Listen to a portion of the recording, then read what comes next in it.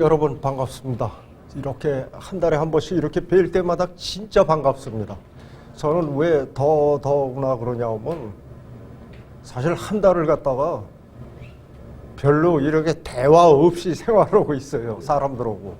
이렇게 그래도 여러분들 이렇게 만나니까는 얼마나 반가운지를 몰라요.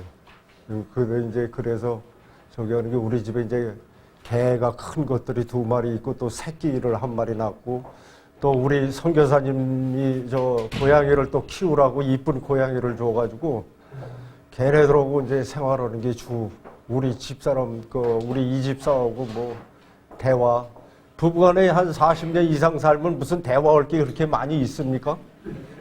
그냥 얼굴 보고 같이 생활하고 이제 그런 일이 있는데 한 달에 한 번이지만 이날 굉장히 많이 기다려지거든요. 근데 사실 이번에 지난 한 달이 못 됐네요. 우리가 이번에 이제 좀 앞당겨서 이렇게 만나게 돼가지고. 그래서 사실 말씀을 갖다 제대로 오늘 무엇을 여러분과 같이 말씀을 할까. 사실 저는 요새 계속 성서 문제에 대해서 많이 보고 있고, 그 다음에 이제 성서 문제를 보다 보니까는 히브리서를 갖다가 조금 많이 지금 보고 있거든요. 그래서 이제 이 성서 문제를 가지고 오늘도 말씀을 드리려고 그랬는데 그 전에 이제 요새 참 저 그렇게 텔레비전을 뭐 많이 보는 편은 아닌데 또 시대가 시대인지라 요새 참 우리 세상 전체적으로라도 참 시끄럽고 일들이 많지만 특히 우리나라의 작은 우리나라 안에서 지금 아마 우리나라 개국 이래로 없는 일들이 참 벌어져가지고 참 혼란스럽고 우리가 과연 그런데 참 감사하게도 우리 재림 성도들은 지금 저 바깥에 기독교인들은 이 문제에 휩쓸려가지고 또 아주 굉장해요. 근데 우리는 오직 세상 정사들이나 권세에 별로 이렇게 관심이 없지 않습니까? 오직 왜냐하면 만왕의 왕이신 하나님께서 계시고 예수 그리스도가 있으니까는 그분이 다 우리는 성경 말씀 가운데서 알고 있지 않습니까? 이 세상 권세들이나 왕들을 다 주관하시고 그들이 결국에는 어떻게 된다는 것을 우리는 알고 있기 때문에 사실 연년 안 오는데 우리 안에도 사실 그 촛불 집회에도 가서 참석하시고 그러는 분들도 있거든요. 그러면서 왜 우리는 그런 거에 대해서 너무 조용하고 등한시하고 그러는 사람 그렇게 말하는 분들도 있어요. 이해는 됩니다. 왜냐하면 우리도 잠시나마지만 그래도 이 땅에 이 나라에 이렇게 살고 있으니까 같은 또 한 민족이고 백성이 아닙니까? 그래서 오늘 아침에 잠시 동안에 그 문제를 통해서 우리가 과연 이 마지막 때 어떻게 서야 되는가 요거에 대해서 잠시 알아보고 오후에 시간이 있으면 요 성서 문제 이제 먼저 전달에는 이제 우리가 성서 그 기초적인 거에 대해서 이제 알아봤고 오늘은 이제 대속죄일과 거기에 대속죄일에 따른 그 조사 심판 그러니까 하나님의 심판에 대해서 좀 알아보려고 합니다. 이것도 저가 다시 한번 이 성서 진리에 대해서 이렇게 깊이 공부하고 그러다 보니까 엄청나게 정말 그러니까 우리가 마지막에 셋째 천사의 기별을 외쳐야 되는데 그 전에 우리가 성서 진리를 먼저 알아야지. 지금 예수 그리스도께서 우리를 위해서 무엇을 하고 계시고 그 일들이 언제 맞춰질 것인가 그거를 알아야 하기 때문에 잠시 그래서 그러니까 이게 사실은 셋째 천사의 기별하고도 다 연결이 돼 있어요. 성경 말씀 자체가 우리 김영원 선교사님께서도 계속 지금 증거를 하고 있지만은 각 시대마다 그때에 맞는 그러니까 이 세상 마지막에 대한 셋째 천사의 기별이 무엇입니까? 마지막 때 어떻게 될 것이다. 그랬으니까 이 세상에서다가 그것을 외쳐야 되는 것이 마지막 셋째 천사의 기별이 아닙니까? 근데 각 시대마다 그런 일들이 일어나고 있다는 걸 지금 우리 선교사님은 계속 증거하고 있단 말이에요. 그러니까 오늘 그런 것을 우리의 모임은 지금 사실은 마지막 때를 위해서 준비하기 위한 그런 말씀 연구 공부하고 서로 배우고 그러는 거지 누가 이렇게 주입식으로다 이렇게 하려는 그런 자리가 아니거든요. 서로 아는 걸 서로 공유하고 서로 같이 예수 그리스도 안에서 같은 말씀 안에서 은혜 받기를 바랍니다. 그리고 그것으로 다 끝나는 것이 아니고 우리가 아는 걸로 끝나는 것이 아니고 나가서 외쳐야 되는데 그 말씀을 외치기 전에 우리는 먼저 어떠한 자세로 대해야 되는가? 우리가 아무리 성경 지식이 많고 아무리 아는 것이 많다고 그래도 우리가 예수 그리스도를 내 안에 완전히 모시지 못하면 그런 상태에서 나가서 아무리 성경 지식을 얘기한다고 해도 그들에게 아무 감동과 감화를 줄 수가 없습니다. 그러니까 우리가 말씀을 선포하기 전에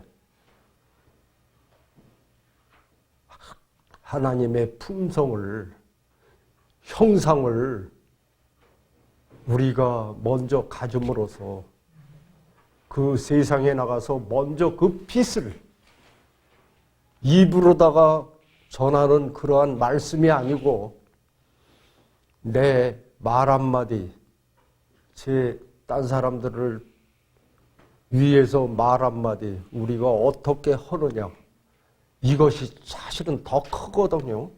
그리고 우선 저 바깥에 딴 사람들이 하기 전에 우리 가족 안에서 이런 일들이 먼저 일어나야 됩니다. 사실 저도 자꾸 참 형제들도 많이 있고 그렇지만은 그런 일들을 지금 이루지 못하고 있거든요. 어떤 면에서는 타인에게 하나님의 말씀을, 진리를 전하는 것보다도 내 형제 자매들, 그 다음에 내 친척들에게 전하는 것이 아마 더 힘들다는 것을 여러분은 몸소 아마 체험하신 분들도 많을 거예요. 지금 우리 안팎에서는 참 어수선합니다. 뉴스를 볼 때마다 우리들에게 기쁜 일들보다도 참 우울하고 또 한편으로는 이 세상에서 잠시 살지만은 참 불안하고 그런 생각이 들 때가 참 많이 있을 겁니다. 사실은 저는 그런 것 때문에 불안한 것이 아니고 사실 왜냐하면 나는 이제 뭐 살아야 얼마나 살겠습니까? 이 땅에서 예수님 그 안에 빨리 오시면은 모르지만은 이제 나도 자식이 있고 여러분에게도 또 더 우리보다 더 살아야 할 자식들이 있지 않습니까? 이 땅에서. 그러니까 생각을 안 할 수가 없거든요. 특히 이번 우리나라에서는 아마 뭐 탄핵과 촛불 시위로 인해 가지고 아마 전 세상에 아마 얘기거리도 많이 생기고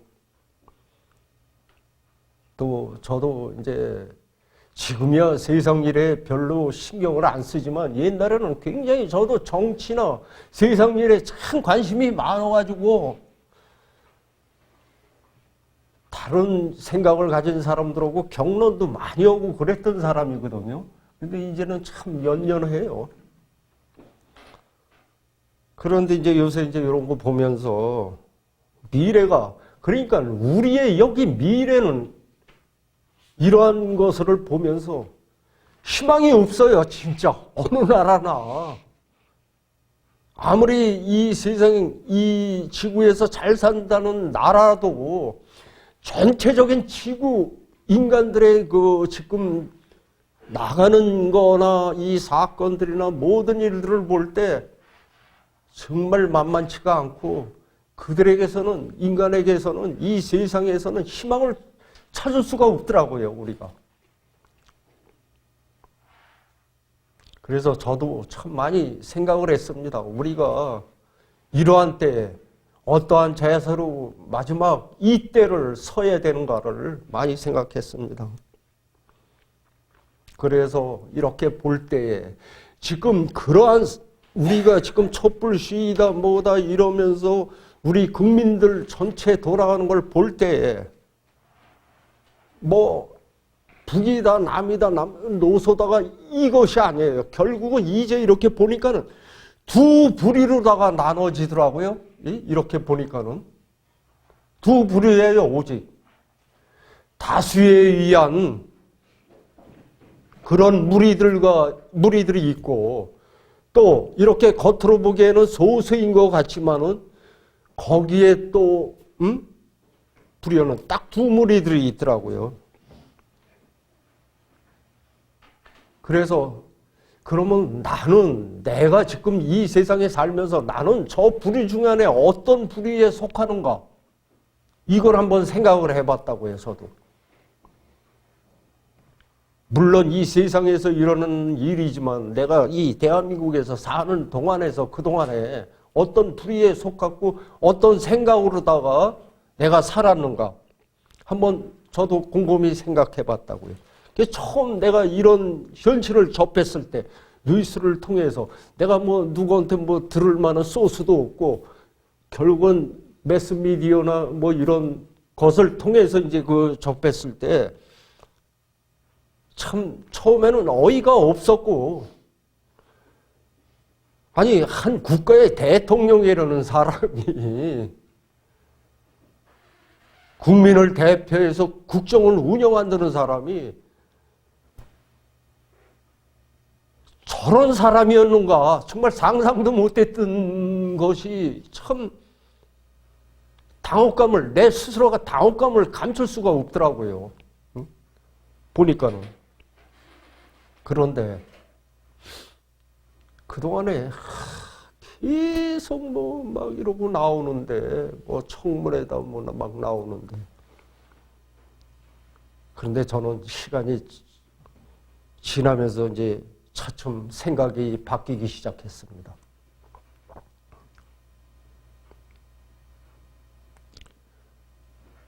과연 저런 사람을 선택한 사람은 누군가? 나였거든요, 나. 그리고 지금 촛불을 들고선 막 손가락질하는 많은 사람들이 그 사람을 택했단 말입니다. 그렇지 않습니까? 그렇습니다. 인간은 누구나 완전할 수가 없는 것입니다. 결코 온전할 수도 없습니다. 그 누구나, 이 세상에 사는 그 누구나.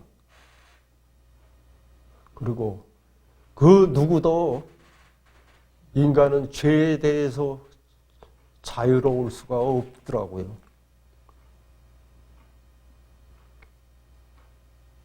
하나님의 그 정죄함으로부터 결코 벗어날 수가 없더라고요. 저는 이번 사태를 보면서 참 그거를 뼈저리게 느꼈습니다. 우리가 태초에 죄로 인하여 타락한 인간의 그게 본 모습이었던 것입니다. 그 많은 사람을 봤을 때 그것을 깨닫지들 못하고 다 남 탓으로만 돌리는 것입니다. 그래서 지금 이 세상에서는 에덴에서 쫓겨났을 때부터 이제까지 시작 계속 종말, 세상 종말에 이를 때까지 우리는 선악의 대쟁투 가운데가 우리도 같이 있는 것입니다. 우리도 거기에서 벗어날 수가 없는 것입니다. 그러면 과연 선악의 구분은 무엇의 기준을 두고 무엇으로 가늠할 수 있습니까? 그것은 오로지 우리가 하나님의 형상, 즉 그분의 품성에 의해서 그분의 편에 서는가, 아니면 이미 하늘에서 하나님께 반역하고 그 보호자를 넘보다 이 세상에 쫓겨 내려와서 잠시 이 세상을 지배하고 있는 사탄의 편에 서서 일하는가에 딱 두 가지로 다 나누어지더라고요. 가만히 생각해.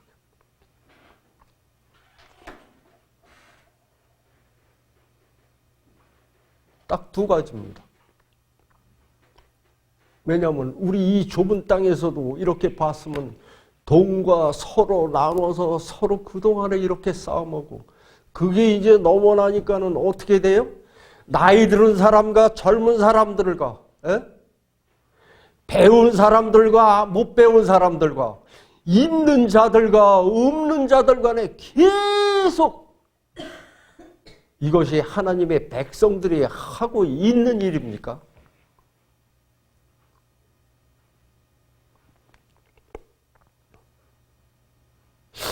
그래서 사실은 인간의 세상에도 우리가 자유롭고 안전하게 살기 위해서는 분명히 법이 필요합니다. 그래야만 사회 규범에 따른 일들이 질서가 잡히고 순조롭게 우리의 삶을 영위할 수 있다는 것을 여러분은 아시지 않습니까? 지금 하늘나라의 법도 이와 마찬가지입니다. 다만 땅의 법들과 다른 점이라면 하늘의 법은 온 우주와 만물과 모든 것을 지으신 창조주 하나님께서 제정하시고, 그 법은 영원 불멸, 변하지 않는 불변의 법칙인 것입니다. 반해서 이 땅에서 인간이 만든 법들은 죄로 타락한 인간들이 만든 법입니다. 또한 언제든 이 세상 법은 바뀔 수가 있습니다.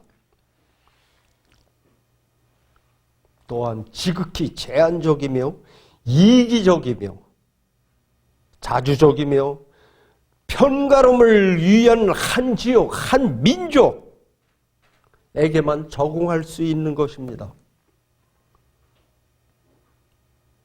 지금 유엔에서 온 세상 국가를 다 다스린다고 하지만 그게 먹혀 들어가고 있습니까?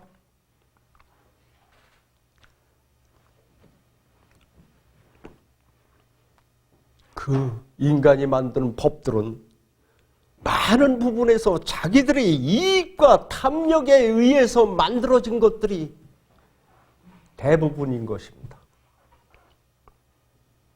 그러나 하나님의 법은 온 인류를 위한 사랑의 법이라는 것입니다. 한 가정에서 지금은 아버지의 가정에서 아버지의 위치가 이제는 많이 추락하고, 추락하다 못해 이제는 많이 부권의 그 권위가 이제는 완전히 짓밟혔지만, 저희들 어려서 살 때만 해도 아버지의 권위는 집안에서 참 대단했거든요.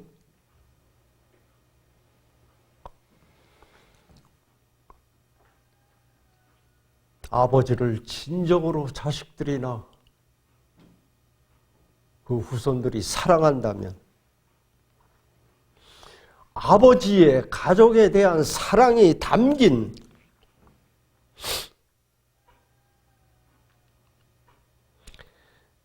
가정의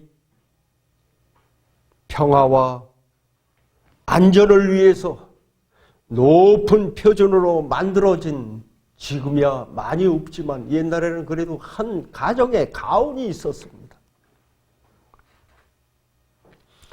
그 가훈들을 그래도 잊지 않고 자식들이나 집안 식구들이 지킨다면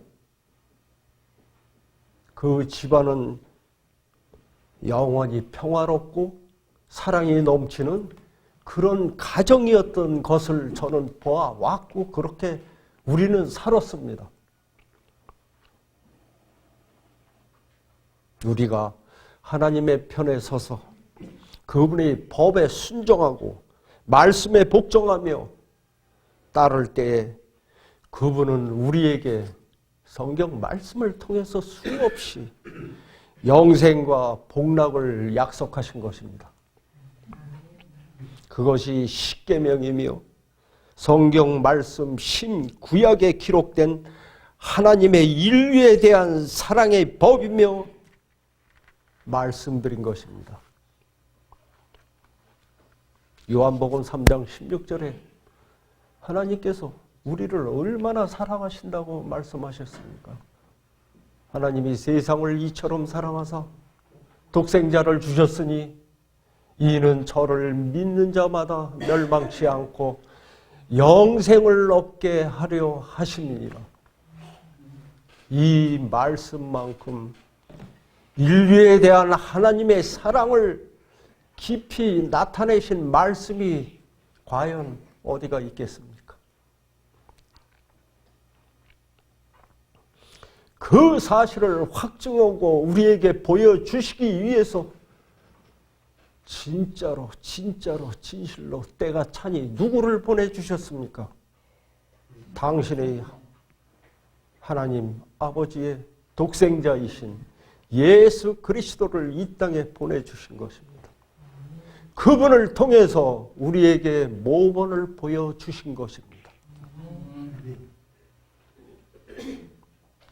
사탄이 우리 인간들에게 어떠한 얘기를 못하도록 하기 위해서 아들을 이 땅에 몸소 우리와 똑같은 죄된 육신을 가지고 태어나시게 하신 것입니다. 저는 하나님의 말씀을 계속 보면서 우리가 예수 그리스도를 떠나서는 아무것도 생각을 할 수 없다는 것을 분명히 매일매일 삶 가운데서 깨우치고 있습니다. 그래서 저는 요새 다시 사복음서를 또 보면서 시대의 소망을 보면서 다시 예수 그리스도의 그 생애와 우리에게 이루신 그 일들을 다시 한번 짚어보고 있는 것입니다.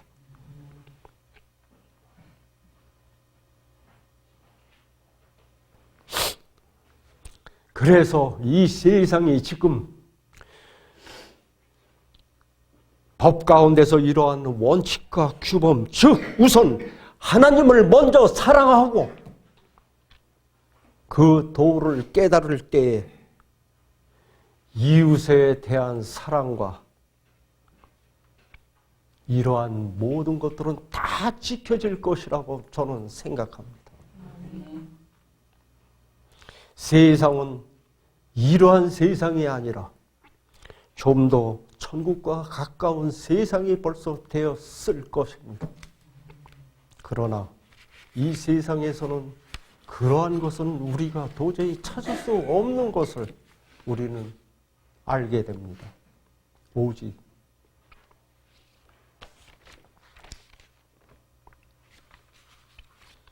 이 세상은 사탄의 방해가 끊임없이 미혹으로 인하여 인간은 도저히 하나님의 법을 지킬 수 없다는 것과 세상의 탐욕, 그러니까 물질적인 것과 영화, 권력욕과 이기심에 의한 수단에 의해서만 번영과 발전을 이룰 수 있다고 그렇게 어려서부터 가르치고 있습니다. 남을 짓밟아야 내가 이길 수 있다는 이런 것을 계속 어려서부터 가르쳐 주고 있는 이러한 시대가 되어버렸습니다. 이런 시대에 남을 배려하고 남을 제대로 사랑할 수가 있겠습니까? 지금 사단은 회심의 미소를 짓고 있을 것입니다. 그도 예수 그리스도께서 다시 이 땅에 재림하실 시간이 임박했다는 것을 너무나도 잘 알 것입니다. 그도 그렇기 때문에 총력을 기울여서 모든 인간을 자기 발 앞에 무릎을 꿇게 하려고 지금 총력을 기울이고 있는 때에 우리가 살고 있는 것입니다.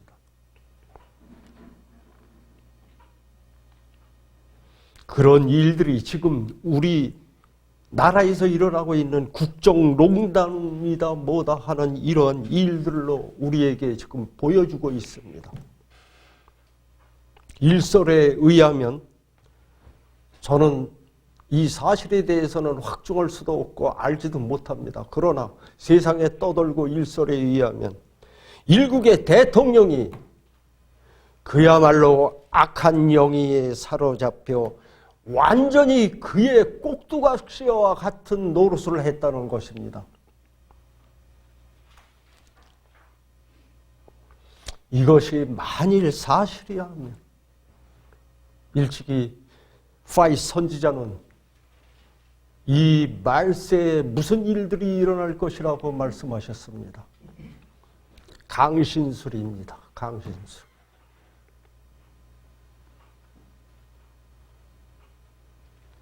초기 문제 262페이지를 한번 보겠습니다.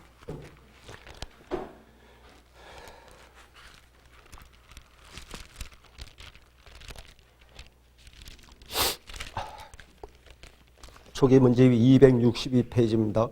나는 두들김의 기만을 보았다. 나는 또 사탄이 예수 안에서 잠든 우리의 친척과 친구의 모양을 알고 우리 앞에 나타날 능력을 가진 것을 보았다.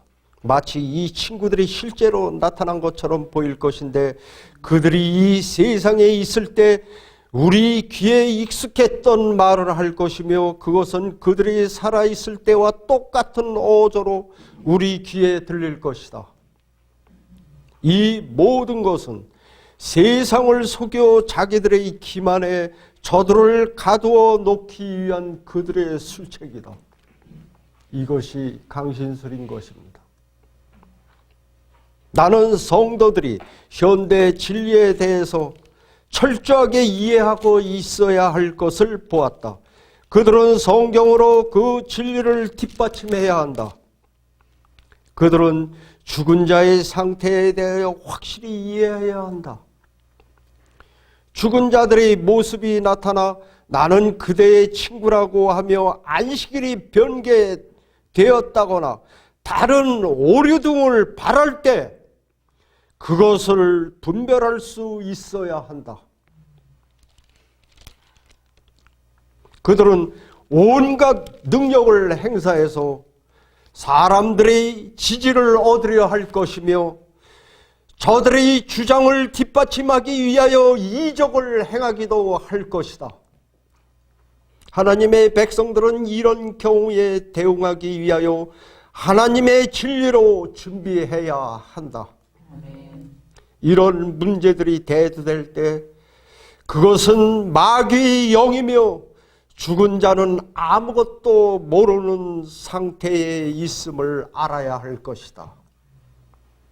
우리는 마음을 주위의 사물들에 빼앗기지 말고 현대 진리로 채워야 하며 소망에 관한 이유를 묻는 이들에게 겸손과 두려움으로 대답할 준비를 갖추어야 할 것이다. 아멘.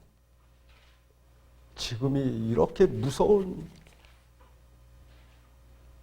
악한 영은 무엇입니까? 그 심령한데 역사하는 것입니다. 완전히 자기가 잡고 다 조종을 하는 것입니다. 그것은 아무리 배움이 많고 왕이든가 대통령이든가 그것에 자유로운 사람은 하나도 없습니다.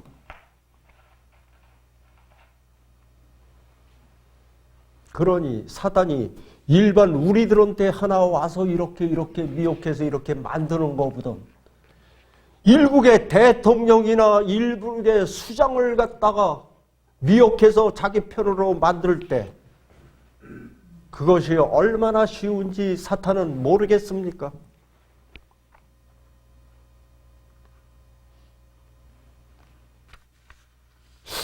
그러나 그것을 잘못됐다고 촛불을 드는 사람들은 또 무엇입니까? 아까도 말씀드렸지만 그런 사람을 뽑은 사람은 또 누굽니까?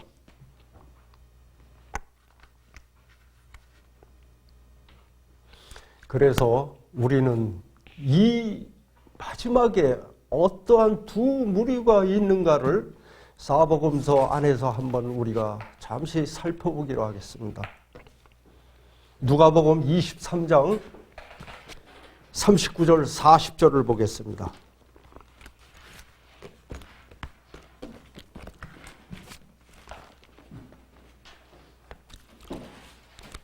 23장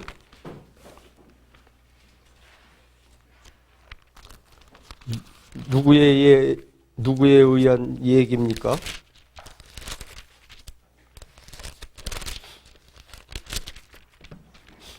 예수님 십자가에 달리실 때 두 행악자에 대한 얘기입니다. 39장 39절 40절입니다. 달린 행악자 중 하나는 비방하여 가로되 내가 그리스도가 아니냐 너와 우리를 구원하라 하되 40절입니다. 하나는 그 사람을 꾸짖어 가로되 내가 동일한 정죄를 받고서도 하나님을 두려워 아니하느냐. 예수님과 함께 십자가에 달린 두 행악자에 대한 기록입니다.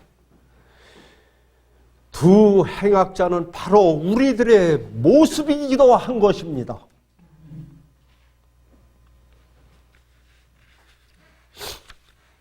행악자 중 한 명은 예수님을 비웃고 마지막까지 조롱합니다. 그런데 한 명의 행악자는 예수님께서 십자가에 달려 돌아가실 것을 이제 곧 죽으실 것을 아시면서도 끝까지 그분은 당신을 죽이려는 자들을 위해 하나님께 탄원하시며 변론하시고 계시는 예수님을 그는 보았습니다. 말로만 듣던 진정한 메시아를 그는 보았던 것입니다. 23장 34절입니다.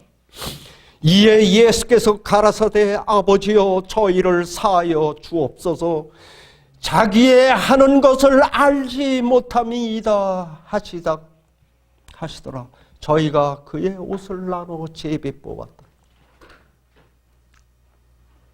예수 그리스도께서는 마지막 돌아가시기 전까지 그를 십자가에 못 박고 침뱉고 이제 조금 있으면 자기 옆구리에 창을 찔른 그들을 위해서 하나님께 탄원하고 계신 것이었습니다. 예수님께서는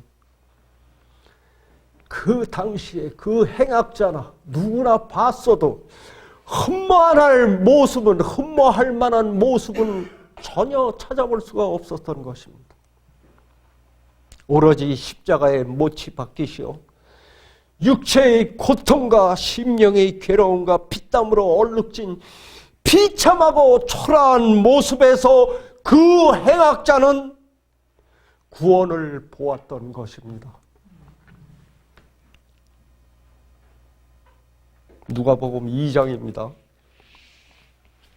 그가 본 것이 과연 무엇인가를 우리가 한번 찾아보겠습니다. 누가복음 2장 28절입니다.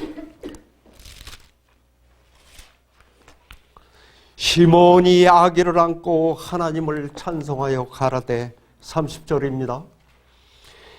내 눈이 주의 구원을 보았사오니 이는 만민 앞에 예비하신 것이요 이방을 비치는 빛이요 주의 백성 이스라엘의 영광이다 하니,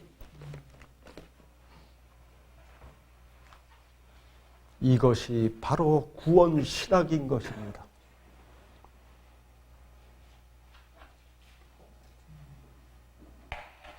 어린 예수 그리스도를 보고 아무도 이 땅에 메시아가 왔다는 것을 알지 못하고 극소수만 알아들었는데, 시몬은 그 어린 아기를 보고 메시아이심을 알아보고 구원을 보았던 것입니다. 그 행악자가 그것을 본 것입니다. 그것을 깨달은 것입니다. 그리고 그 행악자는 곧바로 그 자신의 죄가 얼마나 큰지를 깨닫고 깊이 그 십자가에 달린 그 순간에 깊이 통회하는 마음으로 회개하여 예수님께 진정으로 간청했던 것입니다.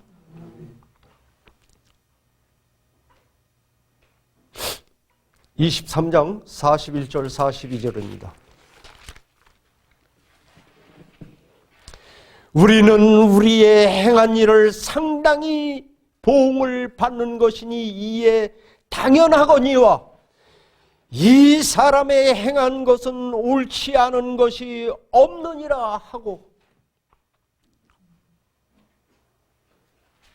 가로되 예수여 당신의 나라에 임하실 때에 나를 생각하소서 하니, 이것이 진정한 믿음인 것입니다. 흠모할 만한 모습이 아니고 그 초라한 피땀에 젖어 그러한 초라한 모습에서 그는 구원을 본 것입니다. 지금 이 세상은 어떻습니까? 무엇을 보고 세상의 사람들은 먼저 처음 무엇을 보고 사람을 평가합니까? 그 사람 심령 가운데 있는 중심을 우리가 볼 수가 있습니까? 우리는 우리의 능력으로는 사람의 10길 물속은 알아도 사람의 한 길 마음속은 못 본다. 우리가 그렇기 때문에 그런 사람을 대통령으로라도 뽑았던 것입니다.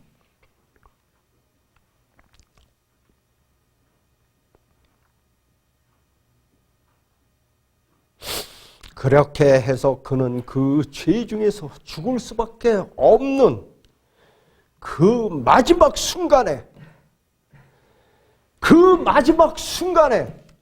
몇십 년을 믿은 것이 아니고 그 마지막 죽는 순간에 그는 구원을 받았던 것입니다. 43절입니다. 예수께서 이르시되 내가 진실로 진실로 내게 이르노니 오늘 내가 나와 함께 낙원에 있으리라 하시니라. 이것이 완전한 구원인 것입니다.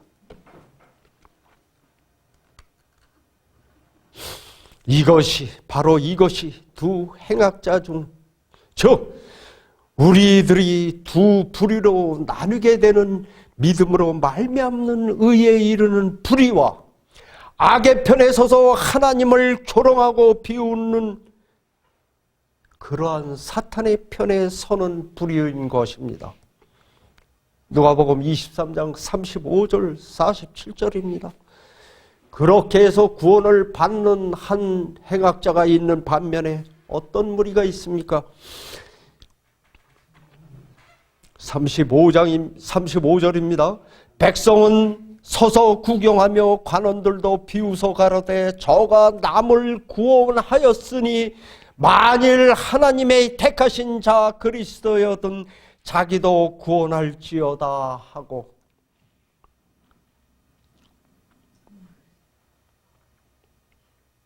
가로되 내가 만일 유대인이 왕이어든 내가 너를 구원하라 하더라. 지금 세상에 이러한 무리들이 팽배해 있는 것입니다. 이 말씀 중에서 우리가 유념해야 할 것은, 구원은 행악자는 세상에서의 정죄함으로 죽는 것보다는 하나님의 심판받음으로 정죄함을 받는 것이 그는 더 두렵다는 것을 깨달았던 것입니다.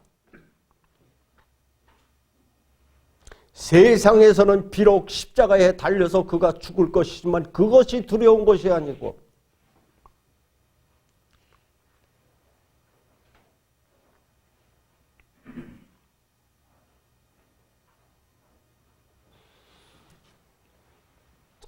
저는 국회에서 열리고 있는 청문회를 보면서 거기에 나온 국회의원들과 증인들을 보면서 참으로 안타까움과 측은함을 감출 수가 없었습니다.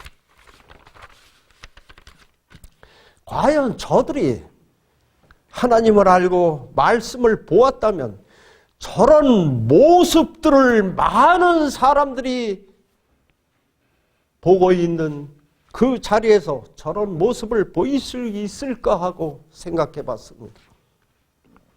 국회의원들은 마치 자기들이 재판장인 것처럼, 정복자인 것처럼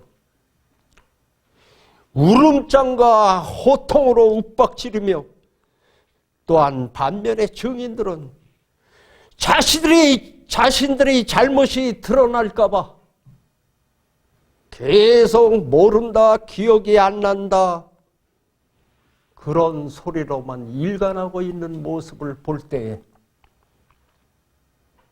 저들이 바리새인들과 서기관들이며, 그리고 끝까지 죄를 자백하지 않은 아간의 모습이 아닐까 하는 생각을 지울 수가 없었던 것입니다.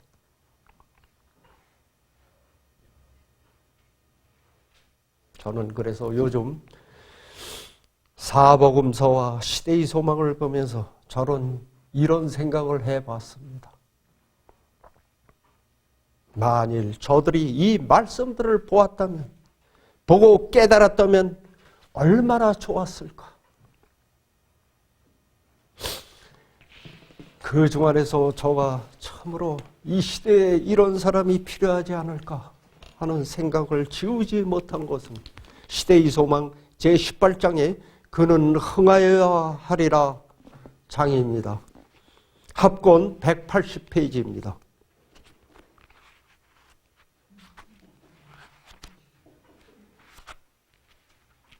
누구 얘기입니까? 침례 요한의 얘기입니다.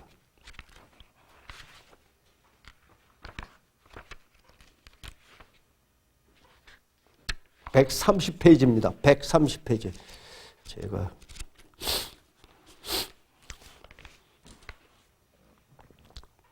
침례 요한이 국민에게 미친 영향은 한때는 관원들, 제사장들, 방백들의 가마보다 더 컸다. 만일 그가 자신을 메시아라고 선언하고 로마에 항거하는 반란을 일으켰다면 제사장들과 백성들이 그의 깃발 아래로 뭉쳤을 것이다. 침례 요한이 처음에 광야에 나와서 요단강가에서 외쳤을 때 많은 사람들이 그가 혹시 메시아가 아닐까 그러고 많이 따랐습니다. 사탄은 세상의 정복자들의 야심에 호소하는 온갖 수단을 침례 요한에게 강요하기 위해 준비하고 있었다. 그러나 그는 자기 능력의 증거를 앞에 가지고도 그 화려한 매수를 단호하게 거절하였다. 그는 자신에게 집중된 사람들의 주의를 다른 분에게로 향하게 하였다. 이제 요한은 인기의 조류가 자기 자신에게서 구주에게로 향하는 것을 보았다. 자기 주위에 둘러선 군중들은 나날이 그 수가 줄어들었다. 요한의 제자들은 불평하면서 그에게로 와서 이렇게 말했다. 랍비여, 선생님과 함께 요단강 저편에 있던 자, 곧 선생님이 증거하시던 자가 침례를 주매 사람이 다 그애로 가더이다. 지금 세상에 권력자 밑에서 참모들이다, 비서진들이다 하는 자들이 어떤 사람, 이 침례 요한의 제자들의 생각하고 무엇이 다를 것 같습니까? 사단은 이런 말을 통하여 요한에게 시험을 가져다 주었다. 요한의 사명이 비록 거의 끝나는 것처럼 보였을지라도 그는 아직도 그리스도의 사업을 방해할 수 있는 능력을 가지고 있었다. 만일 요한이 자기 연민에 빠져 자기 지위를 빼앗기는 일에 대하여 슬픔과 실망을 표시하였다면 그는 불화의 씨를 뿌렸을 것이며 질투와 시기를 조장하여 복음 사업의 전진을 심각하게 방해하였을 것이다. 이 말씀에서 우리는 저는 침례 요한의 위대함을 보았던 것입니다. 요한은 결코 자기 연민에 빠져서 자기의 지위를 빼앗기는 일에 대하여 한치의 슬픔과 실망을 표시하지 않았던 것입니다. 만일 이 세상 권세들이나 정사들이 이러한 사실들을 좀 더 깊이 이 말씀들을 배우고 깨우쳤다면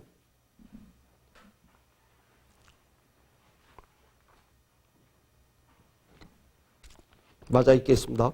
그는 그의 제자들이 불만에 공감을 표시하지 않고 오히려 자기와 메시아와의 관계를 자기가 얼마나 명백하게 이해하고 있으며 자기가 위하여 길을 예비한 분은 얼마나 반갑게 환영하였는지를 보여주었다.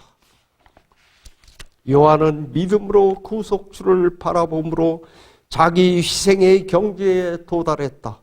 그는 사람들의 이목을 자기 자신에게 이끌려 하지 않고 그들의 생각을 높고 더 높은 곳으로 끌어올려 하나님의 어린 양을 주시하기에 이르기까지 힘썼다. 요한 자신은 한 목소리, 곧 광야에 외치는 소리에 불과했던 것이다.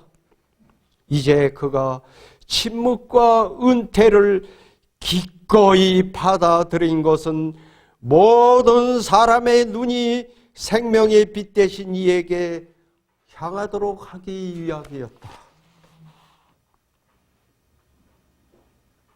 이 침례 요한 안에는 자신이 있었습니까? 없었습니까? 전혀 자신은 없었던 것입니다.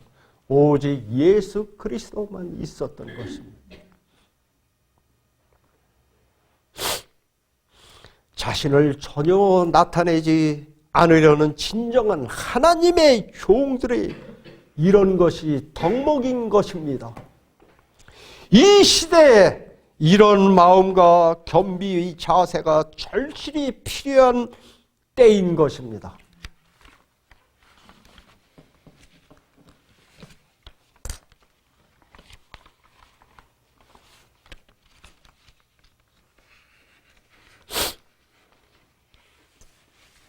사탄은 끊임없이 우리를 시험합니다. 두 행악자 중 하나는 예수님을 비웃듯 조롱했듯이 사탄은 이미 광야에서 예수님께서 40일간 금식하신 후에 곧바로 그 행악자가 한 말과 같은 말로 예수님을 시험했던 것입니다. 마태복음 4장 3절에는 사탄은 내가 하나님의 아들이었던 그 행악자 하나와 많은 그 당시의 유대인들이 십자가에 예수님을 달던 자들이 예견소리하고 얼마나 똑같습니까?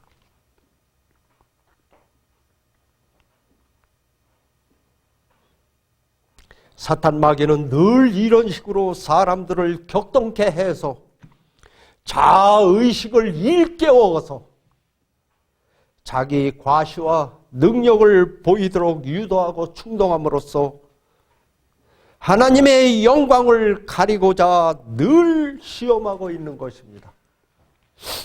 그런데 한편으로는 예수님께서는 이상하게도 사탄에게 인간들을 시험하도록 허락도 하심을 과연 왜 그렇습니까? 그것은 우리가 그 시험들을 통해서 그 시험들로 인해서 좀 더 강한 믿음을 소유하게 되기를 바라고 계신 것입니다.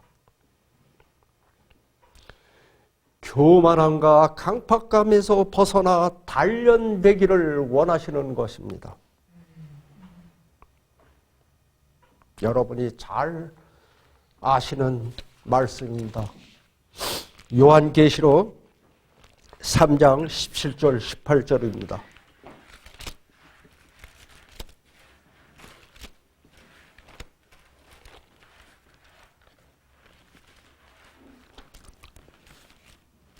어느 분이 좀 크게 읽어주시겠습니까? 3장 17절 18절입니다.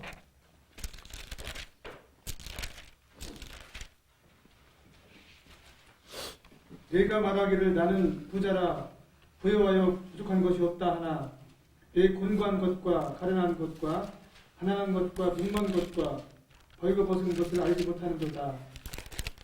18. 내가 너를 고나노니 내게서 풀 연장한 금을 사서 부여하게 하고 흰옷을 사서 입어 벌거벗은 수치를 보이지 않게 하고 안약을 사서 눈에 발라 보게 하라. 아멘. 이것이 누구를 얘기하는 것입니까?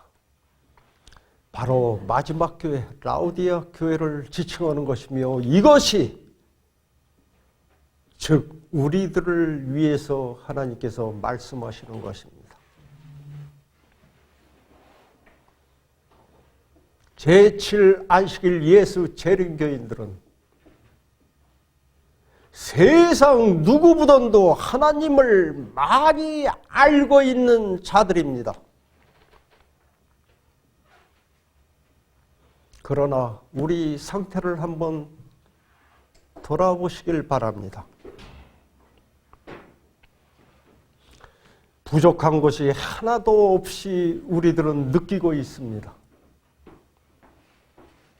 그래서 자기가 가난하고 곤고한 것을 깨닫지 못하고 있습니다.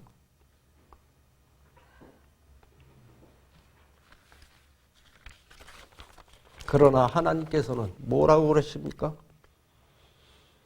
너를 고나노니 내게서 불로 연단한 금을 사서. 불로 연단한 것은 무엇입니까? 좀 더 강한 철을 만들기 위해서 불에 집어넣었다가 또 찬물에 했다가 때렸다가 계속 연단을 시켜서 강한 철로 만들기 위해서. 그래서 하나님께서는 우리에게 수시로 시련과 고통과 시험을 주심으로 인하여서 찢기들은 다 떨어져 나가게 하고 오직 강한 철만 남게 하는 것입니다.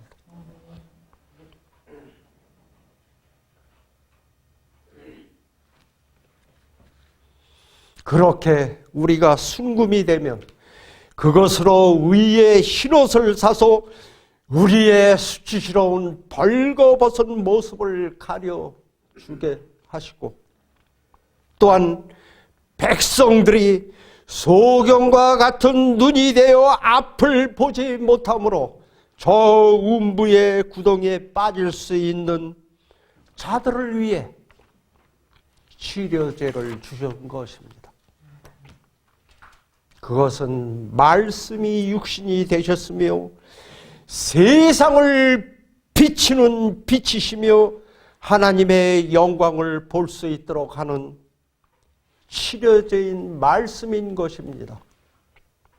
요한복음 1장 1절에는 말씀이 육신이 되어 이 땅에 오신 예수 그리스도를 말씀하시고 계십니다.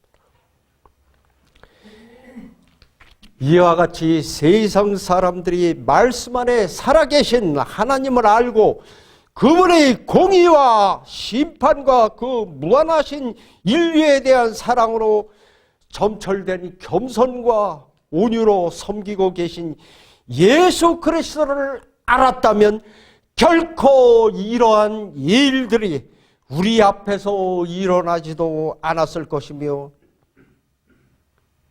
그들은 마지막 때에 멸망당하지도 않을 것입니다. 에베소 5장 16절에는 세월을 아끼라 때가 악하니라.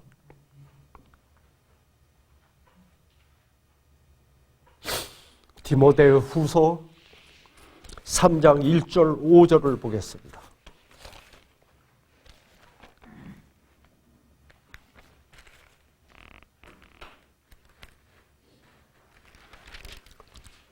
디모데 후서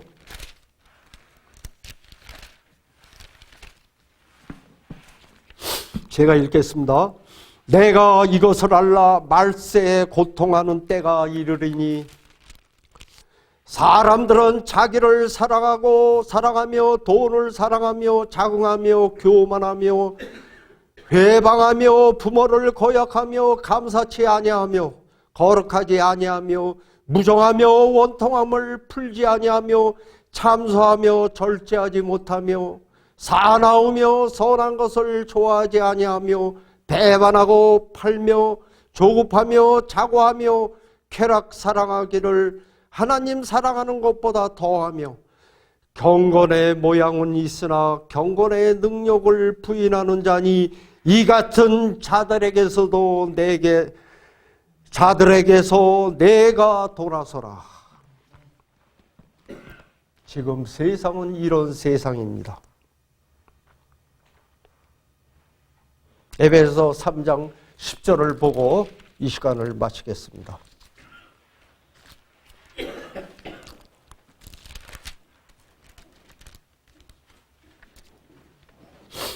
이는 이제 교회로 말미암아 하늘에서 정사와 권세들에게 하나님의 각종 지혜를 알게 하려 하심이니